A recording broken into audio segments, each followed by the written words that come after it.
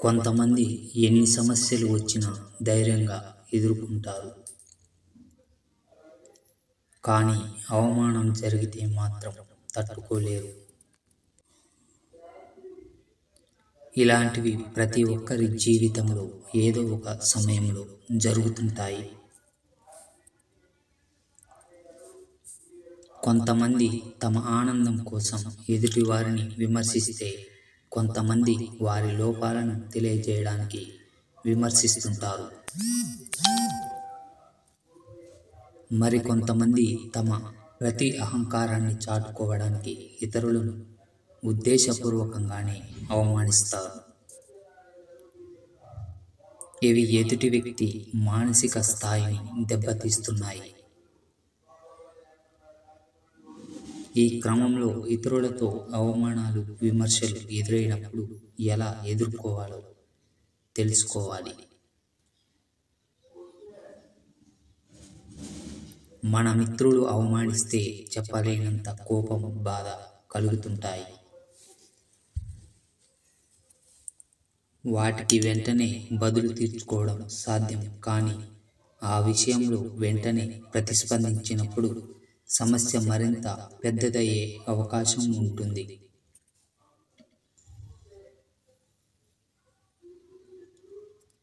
అంతేకాకుండా దానివల్ల ఎలాంటి పరిష్కారం దొరకదు. కాబట్టి మొదట మిమ్మల్ని మీరు నియంత్రించుకోవాలి.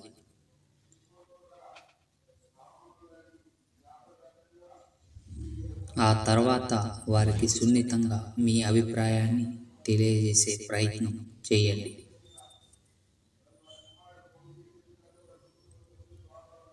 అందరూ మిమ్మల్ని బాధ పెట్టాలనే ఉద్దేశంతోనే విమర్శలు చేయరు. కొంతమంది మీ లోపాలను సరిదిద్దాలనే ఉద్దేశంతో కూడా విమర్శలు చేస్తుంటారు. అయితే ఇలాంటి వారిలో మీకు అత్యంత సన్నిహితులు, శ్రేయోభిలాషులు మాత్రమే ఉంటారు. ఇలాంటి వారు విమర్శలు చేసినప్పుడు గట్టిగా సమాధానం చెప్పకుండా ఒకసారి చర్చించడం మంచిది.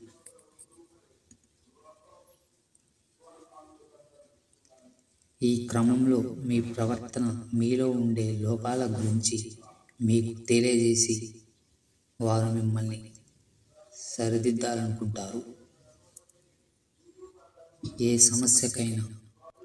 ఏ సమస్యకైనా సానుకూల ధోరణి సరైన పరిష్కారం అయితే, కొన్ని సందర్భాల్లో సానుకూలంగా ఉండడం కూడా కష్టమే.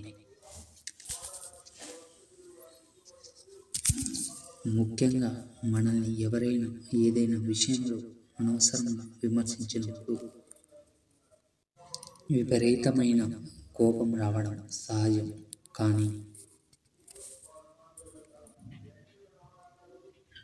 ఇలాంటి సందర్భాల్లోనే మన వ్యక్తిత్వం బయటపడుతుంది.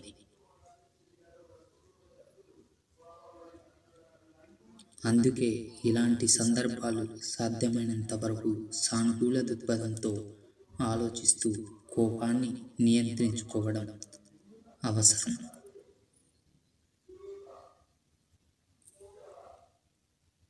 కొంతమంది ఎదుటివారి చేతలను గమనిస్తూ వారిని అవమానించడమే లక్ష్యంగా పెట్టుకుంటారు.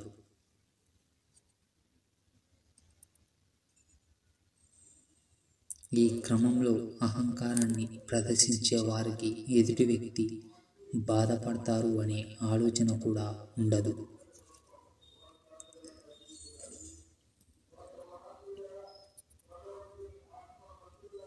ఇలాంటి వారితో ఎంత సానుకూలంగా ఉన్నా ప్రయోజనం ఉండదు. కాబట్టి ఇలాంటి వారికి దూరంగా ఉండడమే సరైన పరిష్కారం.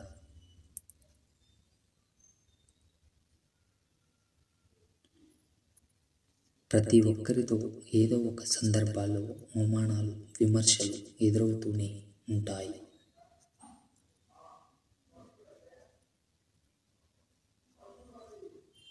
అయితే ఇలా విమర్శించే వారికి, అవమానించే వారికి అన్ని సందర్భాల్లో ఎదుటి వారిని ఇబ్బంది పెట్టాలనే ఆలోచన ఉండకపోవచ్చు.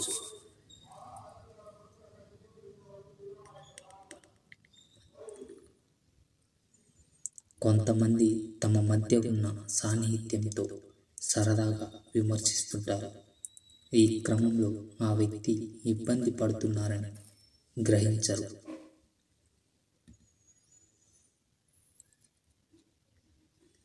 కావాలని ఇబ్బంది పెట్టే వారికి సరైన సమాధానం చెప్పకపోతే మనం సమాజంలో చులకనవ్వటం,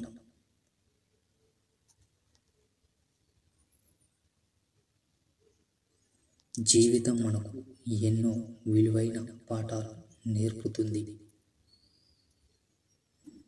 ఆ పాఠాలతో మనం మానసికంగా మరింత పరిణితి చెందుతాం. ఈ పరిణితి మన సంబంధాలపైన ప్రతిబింబిస్తుంది.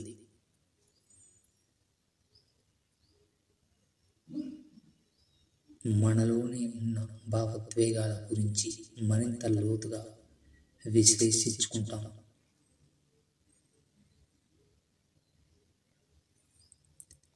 ఆస్తులను సంపాదించుకోవడంలో ఆప్తులను కోల్పోకూడదు. అంతస్తులను నిర్మించుకోవడంలో ఆత్మీయులను కోల్పోకూడదు. సౌకర్యాల కోసం చింతిస్తూ సంతోషాన్ని వదులుకోవద్దు. 100 సార్లు విను, 1000 సార్లు ఆలోచించు, ఒక్కసారి మాట్లాడు. నిన్ను చూసి నీలా ఉండాలి అని అనుకోవాలి, కానీ నీలా ఉండకూడదు అని మాత్రం అనుకోకూడదు. జీవితం అన్నిటినీ పరిచయం చేస్తుంది. తిని ఖాళీగా కూర్చునే రోజులను, తినడానికి టైం దొరకని రోజులను, నిద్ర పట్టని రాత్రులను, ఘోరమైన ఓటమిని, ఘనమైన గెలుపుని, ఆకాశానికి ఎత్తే అభిమానాన్ని, పాతాళానికి తొక్కే మోసాన్ని, బాధలో తోడు ఉండే బంధాన్ని, బంధించే బంధువులను, వంగి వంగి దండాలు పెట్టించుకునే అధికారాన్ని, ఎవరి కంటికి కనిపించని దీన అవస్థని జీవితం అన్నిటినీ పరిచయం చేస్తుంది. నీకు నచ్చిన నచ్చకపోయినా వీటన్నిటికీ జీవితంలో నువ్వు సమాధానం వెతకాల్సిందే. ఎవరు ఎంత హేళన చేసినా నువ్వు తొందరపడకు. హేళన చేసిన వారితోనే సలాం కొట్టించే సత్తా ఒక్క కాలానికే ఉంది.